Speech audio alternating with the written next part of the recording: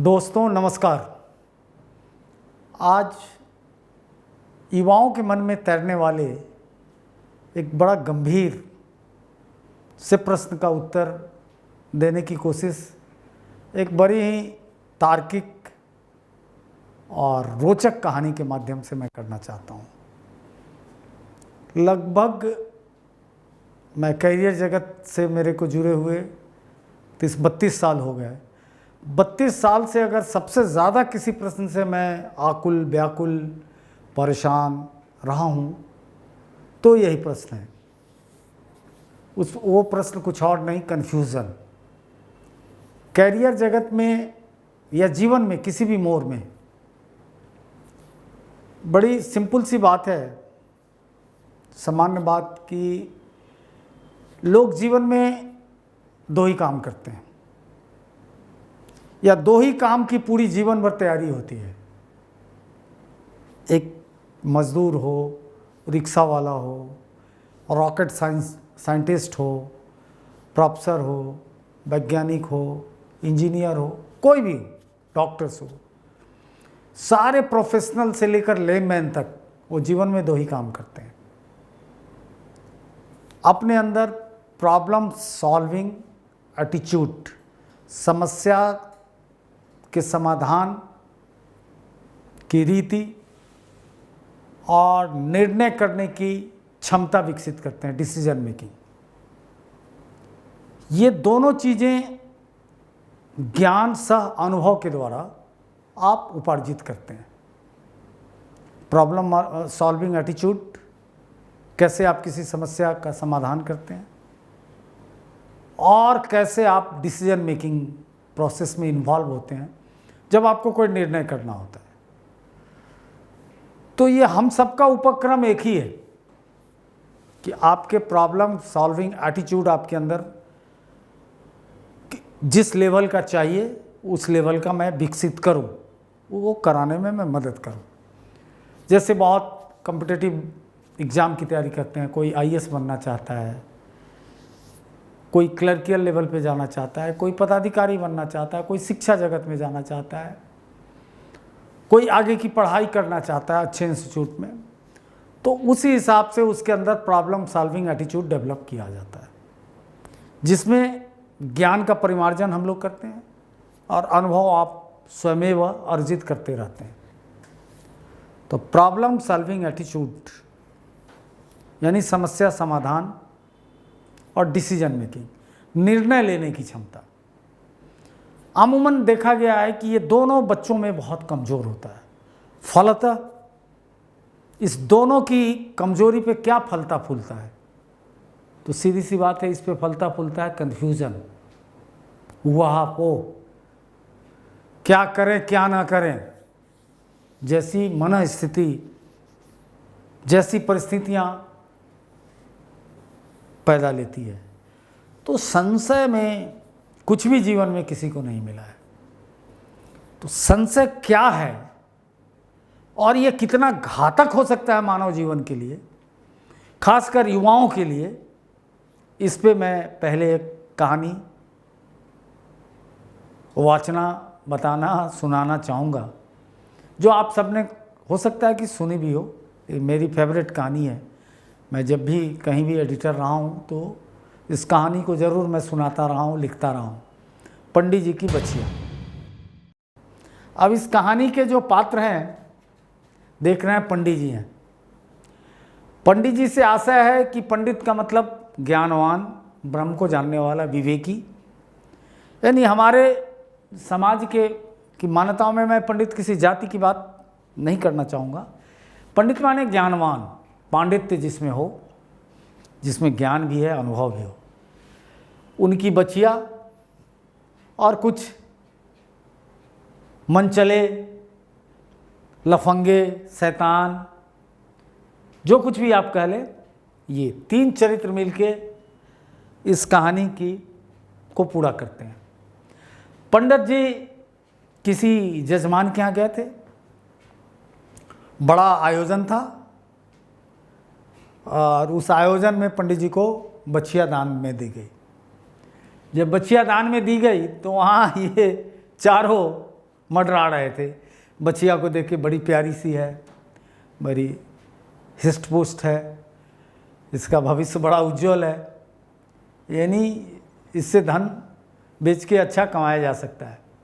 ये पंडित जी को फ्री में मिल गया, तो चारों मिलके पंडित जी के पीछे पड़ गए। पंडित जी बच्चिया लेके चले अपने घर की ओर। रास्ते में एक इसमें से निकला कार्टून, बोला पंडित जी नमस्कार। पंडित जी बोले खूब सुखी हो, तेरी लंबी आयु हो। अरे पंडित जी ये क्या ले जा रहे हैं आप? तो अरे बच्चिया है, यजमान ने दिया है। अरे धत पंडित जी, ये हमको लगता है कुत्ता या गधा का बच्चा है, ये बच्चिया कैसे हुई? पंडित जी उसको डांटे, भागो यहाँ से। वो हट गया। थोड़ी दूर और पंडित जी बढ़े, तो आगे बढ़ने के बाद पंडित जी को एक छोटा सा नाला मिला, तो पंडित जी ने बच्चिया को कंधे पे रख लिया कि डूब जाएगी, और उसको पार किया। जैसे ही पंडित जी पार किया, वह दो आए उधर से। पंडित जी प्रणाम, पैर छू के, हाँ हो भाग्य, खूब खुशहाल रहिए। उसके तो पंडित जी एक बात पूछे, तो हाँ पूछो बेटा, बस पूछो। तो पंडित जी बच्चिया लेके कहाँ जा रहे हैं? सॉरी, ये गधैया को कहाँ ढो रहे हैं? ये तो गधैया है। पंडित जी बोले बेवकूफ़ कहाँ का, भागो यहाँ से। पंडित जी दोनों को भगा दिया। लेकिन जब बच्चिया को नीचे उतारे, तो पंडित जी भी थोड़ा सा डगमगाए कि हो ना हो ये गधैया ना तो दे दिया है। उसको देखे गौर से, बोले नहीं ये तो बच्चिया है। बढ़िया से चारों ओर से मुआयना करके पंडित जी फिर आगे चले। फिर कुछ दूर गए, फिर उसमें से एक आया, चरण स्पर्श, पंडित जी प्रणाम। हाँ पंडित जी का स्वभाव है, खूब आनंद हो, खूब फलिए फूलिए, खूब बड़े आदमी बनिए, कलेक्टर बनिए। लेकिन फिर उसने कहा कि पंडित जी एक बात बोलूँ? हाँ बोलिए, बोलो बस। अरे पंडित जी ये क्या कर रहे हैं आप? शोभा दे रहा है? इतने भी आप पतित हो गए लालच में कि साथ गधैया लिए जा रहे हैं? पंडित जी ने उसे कुछ नहीं बोला, और अब पंडित जी संशय में फंस गए। फिर जब आगे बढ़े, तो फिर एक चौथा आ गया उसी गैंग का। उसने भी पंडित जी को पैर छुआ, प्रणाम किया, और पंडित जी को बोला कि पंडित जी ये क्या कर रहे हैं इस उम्र में? आपकी मति तो भ्रष्ट नहीं हो गई है? उसने अच्छी तरह पंडित जी को कन्विंस किया, ये उम्र है, ये कोई समय है कि आप गधैया को अपने पीछे ले जा रहे हैं? पंडित जी बोले ये गधैया नहीं है, जजमान नहीं। कौन सा जजमान है जो आपको बच्चिया दे देगा? ये गधैया ठग दिया, इसको ढोए जा रहे हैं। पंडित जी पूरा का पूरा कंफ्यूज कर गए। पंडित जी वहीं पे बच्चिया को छोड़े और भाग चले। अब ये चारों, तीन तो उधर था ही, सब इकट्ठा हुआ, बच्चिया लेके चला गया। इस तरह से ये कहानी यहाँ समाप्त होती है। अब ये कहानी, ये केस स्टडी है। ये कहानी आपको क्या बता रही है? कि ये तय था कि ये बच्चिया है, बच्चिया थी, पंडित जी ज्ञानवान, तर्कवान, सब कुछ, लेकिन किसने कंफ्यूज किया? ये बाजार रूपी चार चकोरों ने। तो यही बाजारवाद है। संशय से बचना है। कैरियर निर्माण में क्या होता है कि अनुभव है नहीं आपके पास। अब दिल्ली या जो भी कंपटीशन के सेंटर हैं, इलाहाबाद, पटना, कोलकाता, इंदौर, भोपाल, पूना, हैदराबाद, चेन्नई, बच्चे नए नए आते हैं, पढ़ाई करना शुरू करते हैं, और पढ़ाई करने के सिलसिले में वो क्या कर बैठते हैं कि कहीं से कोई पर्चा मिला, नुस्खा मिला, कोई टीचर बताया कि एनसीईआरटी की किताब पढ़ लेनी है।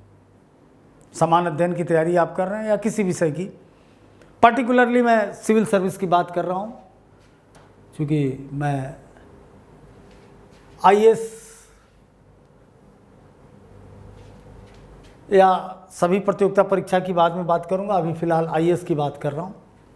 या पीसीएस की बात कर रहा हूँ, हम लोग के पास भी कोई आता है, हम लोग बोलते हैं कि एक बार गो थ्रू हो आप एनसीईआरटी की किताबों से जितने नीचे से हो सके, चूँकि क्रमिक जानकारी मिलती है, चाहे इतिहास का हो, भूगोल, राजनीति, चीज़ों को समझो, 10, 15, 20 दिन इस पर दो नीचे के कक्षाओं को, वो पढ़ने लगता है। बीच में कोई आ गया, अरे ये एनसीईआरटी पढ़ने से क्या होता है, ये किताब बहुत अच्छा है, ये नोट्स अच्छा है, फिर उसमें फंस गया। फिर कभी कुछ बोल दिया कि केवल एनसीईआरटी का कुछ अब नहीं है, वो ज़माना नहीं है, मतलब अलग अलग ढंग के अपने अपने अनुभव हैं, आप भटक रहे हैं, कभी एनसीईआरटी, कभी किसी के नोट्स, कभी किताब, इसके नोट्स पढ़ लो, बस इससे बाहर कुछ नहीं आने। ये गंभीर समस्या है, ये आपको लीक से हटाने का एक षड्यंत्र है, एक साजिश है। चूंकि जिनसे आप मार्गदर्शित हो रहे हैं वो आपके बीच के लोग हैं, सफलता के कई रास्ते हैं, मंजिल तो सफलता है, आप जिस रास्ते से चलें, जो व्यवस्थित ढंग से जाता है वो सफल होता है, जो व्यवस्थित ढंग से नहीं जाता वो सफल नहीं होता है। बीच में ही पंडित जी की तरह कभी बछिया को छोड़ेगा, कभी किसी, मतलब कंफ्यूज होता रहेगा। तो कंफ्यूजन से बचें, रास्ता का चयन करें और उस पर रुकें, समझें, उस पर डिस्कस करें, न कि बार बार रास्ता बदलें। ऐसे कई बच्चे हैं, प्रीलिम्स हो गया उसके बाद सब्जेक्ट बदल लेते हैं उठा के। क्या है भाई, जिस सब्जेक्ट को आप कुछ नहीं जान रहे हैं, जब तक सब्जेक्ट के साथ आपका एका होगा, आप उसके गंभीरता को, सब्जेक्ट के टेक्सचर को, सब्जेक्ट के गुण धर्म को समझेंगे, तब तक तो परीक्षा का समय आ चुका होगा।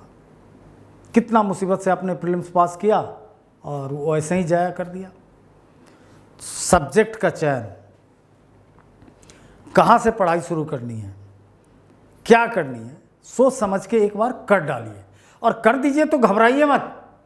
जैसे बाज़ार में XYZ कोचिंग इंस्टीट्यूट है, आपने एडमिशन करा लिया, X में करा लिया, कोई रेफरेंस था, कोई ऐड था, विज्ञापन था, तो फिर कोई वहाँ मिल गया, अरे X बकवास है, Y बहुत अच्छा था।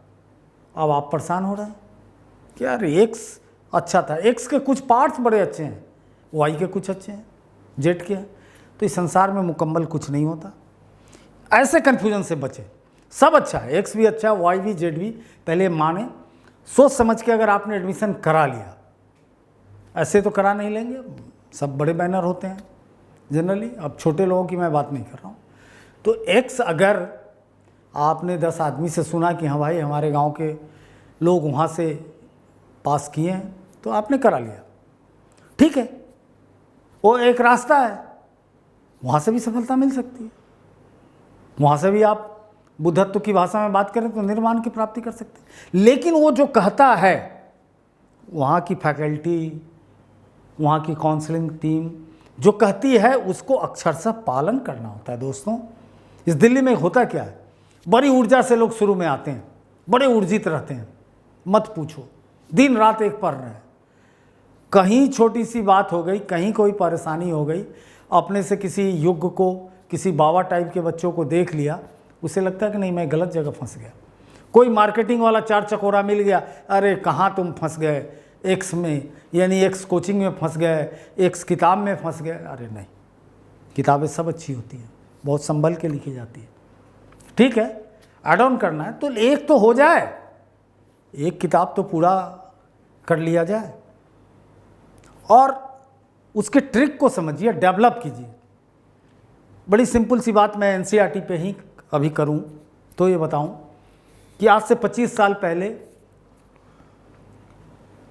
मैं किसी बहुत बड़े पत्रिका का संपादक था। वो पत्रिका अब नहीं निकल रही है, इसलिए उसका कोई नाम लेने का औचित्य नहीं। इत्तेफाकन मेरे संपादक बनते ही मेरा दोस्त सिविल सर्विस में टॉप किया, शायद 94 बैच रहा होगा, श्री कृष्ण वत्स। तो मेरे को रात में कन्फर्मेशन था, उस समय तो मोबाइल का ज़माना नहीं था, कि थर्ड टॉपर लखनऊ का है और हम लखनऊ जाने के लिए शताब्दी में निकल चुके थे इंटरव्यू लेने के लिए। इत्तेफाकन रेलवे स्टेशन पे मैंने, उस समय तो इतना टीवी पे आता नहीं था, अखबार सब उठाया तो देखता हूँ कि IAS topper Shri Krishna Vats. Immediate ticket में कैंसिल कराया, आया। हम लोग 7 वत्स हमारे साथ एक बड़े प्रकाशन समूह से जुड़े हुए थे जो आईएएस के लिए किसी ज़माने में सबसे बेहतर प्रकाशन हुआ करता था, उसके भी हम संपादक हुआ करते थे। तो श्री वत्स के घर में पहुंचा, फिर बहुत लंबी बात होती रही। शायद उस समय उन दिनों सिविल सर्विस पे उतना बड़ा इंटरव्यू नहीं आता था, आज भी नहीं आता है। 8 पेज या 10 पेज का इंटरव्यू था वो। अभी भी वो पत्रिका है, मैं शेयर करूंगा, आप लोग अगर ईमेल देंगे तो उस इंटरव्यू को। तो लंबी बात, बस शुरू से Shri Ram college of commerce का स्टूडेंट था, एसआरसीसी का, इकोनॉमिक्स ऑनर्स था। उसका उन दिनों 2 विषय होते थे, इकोनॉमिक्स और पब्लिक एडमिनिस्ट्रेशन था। लंबी बहस एनसीईआरटी के ऊपर हुई। उसने कहा कि मैं 25 दफ़े इस एनसीईआरटी को पढ़ चुका हूँ, 11वीं और 12वीं के 3, यानी प्राचीन कालीन आर.एस. शर्मा, मध्यकालीन सतीश चंद्रा और आधुनिक मॉडर्न इंडिया बिपिन चंद्रा। बोला हर बार ये बिल्कुल प्याज की तरह, जब छिलता जाता हूँ फैलता चला जाता है। हर बार मुझे कोई ना कोई सूचना मिलती है और मैं इसको बाद में क्या किया, 10-20 बार पढ़ने के बाद इससे इंडेक्स बनाया। जैसे प्राचीन भारत हम पढ़ते हैं, आर.एस. शर्मा का स्टार्ट किए, हड़प्पा सभ्यता से स्टार्ट किए। तो सभ्यता की पहचान का आर्कियोलॉजिकल रिसोर्सेज के रूप में मृद भांड की चर्चा है। भूरे मृद भांड मतलब ग्रे, वेयर, ब्राउन, ब्लैक। तो इसको मैं कॉपी में नोट किया और इसके ऊपर अच्छी किताबों से खरीद के पूरी टिप्पणी बनाया कि ये मृद भांड कहाँ पाए जाते थे, इसका कार्बन डेटिंग से फेज क्या है, वहाँ कल्चर और सिविलाइजेशन क्या था। हड़प्पा में मैंने मोटा मोटी बनाया कि टाउन प्लानिंग क्या था, कौन लोग थे, लाइवलीहुड क्या था, जीविकोपार्जन के लिए क्या उपयोग करते थे, इनका व्यापारिक, चूंकि शहरी सभ्यता था तो व्यापारिक स्थिति क्या थी, इनका ट्रेड कहाँ से होता था, अंतर्राज्यीय ट्रेड था देश के अंदर और अंतर्राष्ट्रीय ट्रेड भी था। उस ट्रेड के क्या क्या एविडेंस थे, उसमें कॉइन्स क्या यूज होते थे, वो कॉइन्स का मटेरियल क्या था, जैसे सेल खरी के बने होते थे उसके मुद्रा, तो क्या रूप था, उस पर मैं बनाता चला गया। जहाँ विस्तार की ज़रूरत है वहाँ मैं दूसरे किताब, अंग्रेजी में आल्चिन और आल्चिन की किताब आती है, उससे मैं डेवलप कर लिया। फ्रीडम स्ट्रगल की बात आए, गांधी की बात आई, गांधी के सारी चीज़ों को मैं एनसीईआरटी से नोट कर डाला कि गांधी दक्षिण अफ्रीका से जब आए 1909 में, उसके बाद आने के बाद 1914 में जब आए तो आने के बाद 14 के बाद क्या किए, तो कैसे वो मिलते हैं गोखले से, कैसे भारत भ्रमण की शुरुआत करते हैं, कैसे वो आने के बाद पहली बार बीएचयू में उनका भाषण होता है और अपनी एजेंडा को क्लियर करते हैं। फिर लखनऊ कांग्रेस में जाते हैं, फिर लखनऊ कांग्रेस में ही उनसे मुलाकात राजकुमार शुक्ल की होती है, जो उनसे आग्रह करता है कि मेरे यहाँ चंपारण चले, तो बोलते हैं ठीक है देखते हैं, आपको खबर करेंगे। फिर गांधी कोलकाता जाते हैं, फिर उसको चिट्ठी लिखते हैं कि मैं कोलकाता जा रहा हूँ, यहाँ रहूँगा, राजकुमार शुक्ल लाते हैं, मतलब तमाम बातें। फिर चंपारण के सवाल से लेकर और चौड़ा चौड़ी बारस्ता होते हुए, नमक सत्याग्रह होते हुए, गोलमेज कॉन्फ्रेंस, इरविन टॉक, गोलमेज, सारी चीज़ों को इंडेक्स मतलब लिया, गोलमेज कॉन्फ्रेंस क्या था, एनसीईआरटी में जितनी बात आई उसको पिरोया, फिर दूसरे किताब से उसको बढ़ाया। तो एनसीईआरटी एक इंडेक्स है, एक विषय सूची है, फैक्ट बताने का है, क्योंकि इतिहास के निर्माण का वो एक राष्ट्रीय दायित्व के तहत उसका प्रकाशन होता है। बड़े सोर्स और ऑथेंटिक होते हैं, उसमें कुछ भी गपबाजी नहीं है, और वो सीधे घुसने जा नहीं रहा है। उसको बार बार पढ़ के समझना होगा तथ्यों को, क्योंकि प्रश्न बड़ी पेचीदगियों से भरा होता है। उस पेचीदगी को डिकोड करने के लिए एनसीईआरटी को आपको डिकोड करना होगा बार बार पढ़ के, रट के नहीं कर सकते। और साथ साथ इंडेक्स बना के आप मेंस की तैयारी कर सकते हैं। तो एक इंडेक्स है। अभी पीछे मेरे एक मित्र का फ़ोन आया, उसके बेटे का, कि अंकल मैं यूपीएससी की तैयारी कर रहा हूँ, क्या करूँ। हमारे 15 दिन में क्लास 6 से लेकर 10th तक के सारे एनसीईआरटी पढ़ जाओ, जो कुछ भी है, इवन भाषा वाली भी चीज़ों को देख लो। अगर अंग्रेजी रखना है तो अंग्रेजी, नहीं तो हिंदी। उसके बाद मेरे से 5000 वर्ड में मुझे लिख के बताओ कि तुमने एनसीईआरटी में क्या सीखा, क्या पढ़ा। उसमें किसी एक टॉपिक में नहीं, तुमने उसके माध्यम से ज्योग्राफी को भी समझा होगा, तुम उसके माध्यम से समाजशास्त्र को भी समझा होगा, राजनीति को भी समझा होगा, इतिहास को भी समझा होगा, भूगोल को भी समझा होगा, नागरिक शास्त्र को भी समझा होगा, सिविक्स जिसको कहते हैं, सारे चीज़ों का एक रिपोर्ट, डिटेल डिस्क्रिप्शन, जिस भाषा में बनाना है 5000 वर्ड का, उसने 2000 वर्ड तक बना के दिया। और उससे कई बातें समझ में आ गई।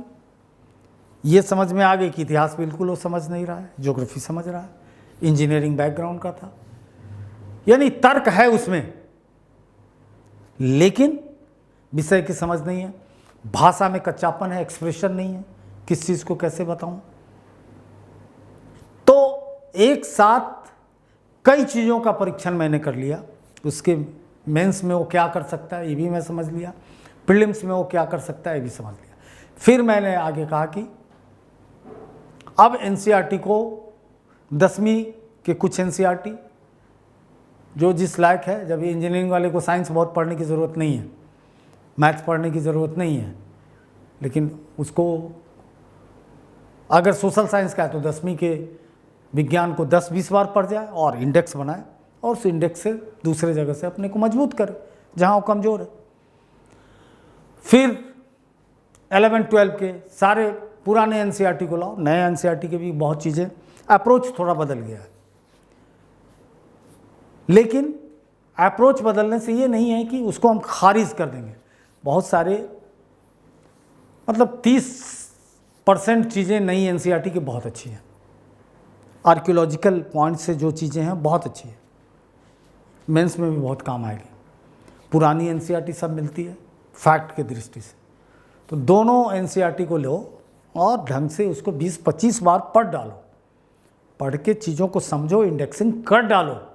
फिर दोबारा ज़िंदगी में नहीं होगा, इंटीग्रेटेड अप्रोच रहेगा तैयारी का, प्रीलिम्स और मेंस दोनों की तैयारी हो जाएगी। अब उसी में कंफ्यूज कर जाते हैं। फिर बच्चे ने बाद में फ़ोन किया कि अंकल मुझे नहीं लगता कि एनसीईआरटी से कुछ हो पाएगा, लोग बताते हैं अब वो स्टैंडर्ड नहीं है, ज़माना बदल गया, अब यूपीएससी तो बहुत आगे की बात पूछती है। मुझे हंसी आई। 25 साल पहले दोस्तों मैंने श्री कृष्ण वत्स के नोट्स को देखकर एनसीईआरटी 3 वॉल्यूम में निकाला था।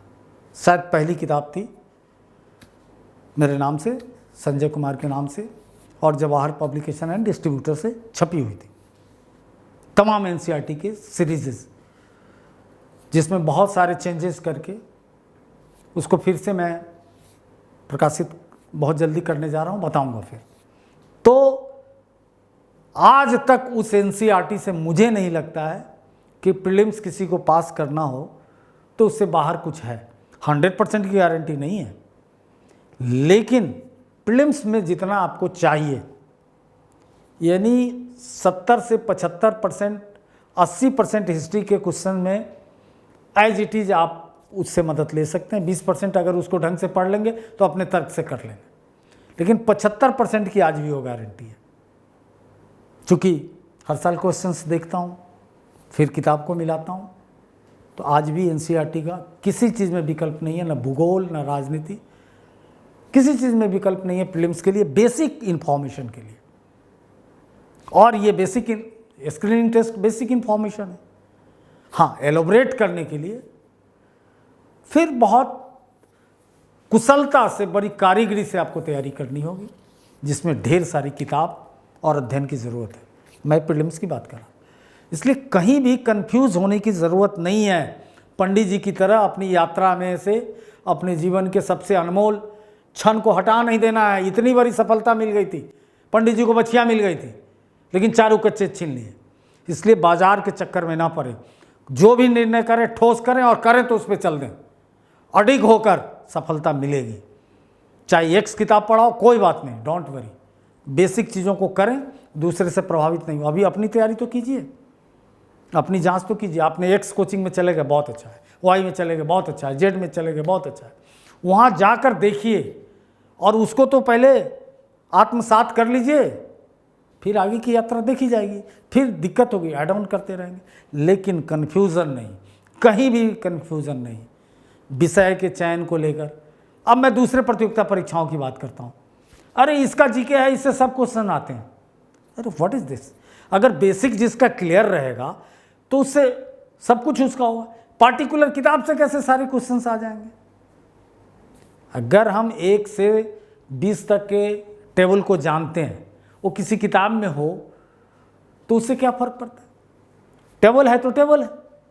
अगर बेसिक कोई भी कंपटीशन देने वाला अगर एनसीईआरटी के सारे चीज़ों पे 10वीं तक मास्टरी कर लेता है और कुछ चीज़ों 11वीं और 12वीं की, उस कुछ चीज़ में हिस्ट्री, ज्योग्राफी, पॉलिटिकल साइंस और कुछ हद तक सोशियोलॉजी का अगर मास्टरी करता है, तो उससे सामान्य अध्ययन के क्वेश्चन कहाँ छूटने जा रहे हैं? और साथ साथ न्यूज़पेपर जोड़ लेता है तो करंट अफेयर्स को मजबूत रखता है। दुनिया का कोई भी कंपटीशन जो बेसिक लेवल का होगा उसको पार कर सकता है, सब कुछ है। तो कोई भी आप क्लर्क से लेकर ऑफिसर तक की तैयारी करना चाहते हैं तो साधना में तो आओ, कन्फ्यूजन में मत रहिए, किसी के बहकावे में मत जाइए, और पंडित जी की बछिया बनने से बचिए। और जो भी निर्णय कर लें उस पर कुछ दिन अडिग रहें, सफलता मिलेगी।